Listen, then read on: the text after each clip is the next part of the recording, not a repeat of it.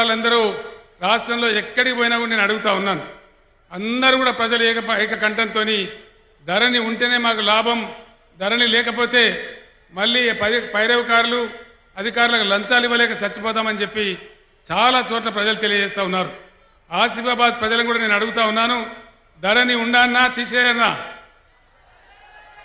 ఉండన్నా తీసేయన్నా, ఉండాలనే వాళ్ళు చేయలేవటండి. దయచేసి ఒకసారి ధరణి ఉండాలి కదా, గట్టిగా చెప్పాలి, వినబడతలేదు. ప్రజలు ఈ విధంగా చెప్తున్నారు, కాంగ్రెస్ పార్టీ వాళ్ళు తీసేయాలని చెప్తున్నారు. ధరణి పోతే రైతు బంధు ఎట్లా వస్తుంది, మళ్ళీ పైరవికారులకు పోవాలి. వడ్లు అమ్మితే ఇప్పుడు పైసలు ఎట్లా వస్తున్నాయి, సేట్ల చుట్టూ బీట్ల చుట్టూ మళ్ళీ కాగితాలు పట్టుకొని తిరగాలి. ధరణి పోతే పట్టా ఇవ్వడానికి 6 నెలలు టైం పడుతుంది, లంచాలు ఇచ్చి తిరగాలి.